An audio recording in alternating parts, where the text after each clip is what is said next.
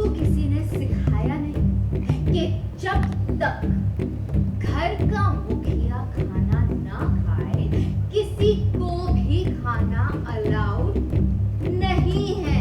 तुम लोगों को घर पे बैठ के रोटियां तोड़ने की आदत पड़ गई। 2-4 दिन दवाई नहीं खाएंगे तो मर नहीं जाएंगे, भूलना मत। मित्तल नमकीन अब देविका नमकीन हो गया है। सीरियल सुमन इंदौरी में आया शॉकन ट्विस्ट वाला ड्रामा, जहां लीप के बाद दिखा देविका का नया अंदाज, जहां देविका अपने घर पर कर रही है राज। तुम लोगों को घर पे बैठ के रोटियां तोड़ने की आदत पड़ गई। 2-4 दिन दवाई नहीं खाएंगे तो मर नहीं जाएंगे। जी हाँ, अब देविका बन चुकी है मित्तल परिवार की मालकिन। इतना ही नहीं, उसने मित्तल नमकीन का नाम बदलकर देविका मित्तल नमकीन रख दिया है। भूलना मत, मित्तल नमकीन अब देविका नमकीन हो गया है।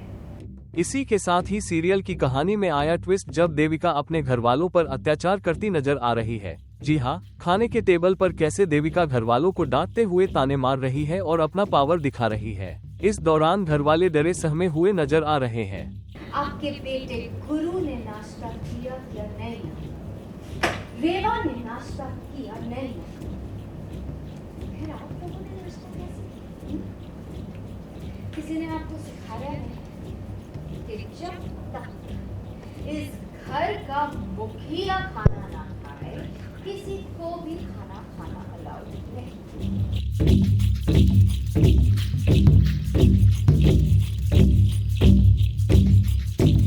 वहीं दूसरी ओर अब पूरे घर वालों को अपनी गलतियों का एहसास हो रहा है। हर कोई सुमन को याद कर रहा है। अखिल भी अफसोस करते हुए कहता है, काश मैंने सुमन भाभी की बात मान ली होती तो आज मैं भी कुछ काबिल बन गया होता और इस तरह से जलील नहीं होना पड़ता। इसी को कर्म कहते हैं ना। जो किया है वो भुगत रहे हैं। अभी एहसास हो रहा है चंद्रकांत मित्तल को, जो भी किया मैंने गलत किया। अभी देखा भी होगा आपने सीन कि वो एक ही लड़की थी जो इसके खिलाफ खड़ी हुई थी, देविका के खिलाफ। अब वो इस घर में लौट के नहीं आएगी। निराश है, हताश हो चुका है। हाँ, हार तो नहीं मानता, लेकिन अब बीमारी ने भी जकड़ लिया। अल्जाइमर से पीड़ित है वो, भूलने लगा है, याददाश्त कमज़ोर हो गई है। देखते हैं, इंतज़ार कर रहे हैं सुमन का, आ जाए फरिश्ते की तरह मुझे और मेरे परिवार को बचा ले। वो हावी हो चुकी है।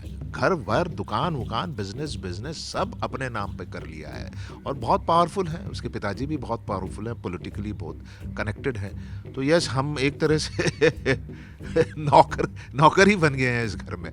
तो आप लोगों ने देखा होगा, वो बोल के निकल जाती है तो गीतांजलि जो मेरी बीवी बनी है, बोले हाय कितने दिन ये दिन देखना पड़ेगा, ये पीड़ा हमको सहना पड़ेगा।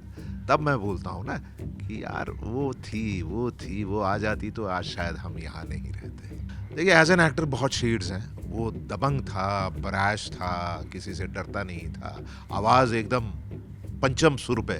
लेकिन यहाँ देख रहे हैं आप लोग, एकदम भीगी बिल्ली की तरह बैठा हुआ है, डरा हुआ है, क्योंकि कुछ तो है देविका के पास जिससे ये डर रहा है। समझ रहे हैं ना? कुछ तो है जो अभी तक रिवील हुआ नहीं है, वरना ये डरने वाला इंसान है नहीं। कुछ तो बहुत बड़ा है, उसकी वजह से ये भीगी बिल्ली की तरह एकदम सहमा सा बैठा हुआ है। कुल मिलाकर सीरियल में लीप के बाद देविका का ये नया रूप काफी दिलचस्प है, जहां वह अपने घर वालों पर अत्याचार कर रही है। अब देखना वाकई दिलचस्प होगा कि सीरियल की कहानी में आगे कौन सा नया मोड़ आएगा।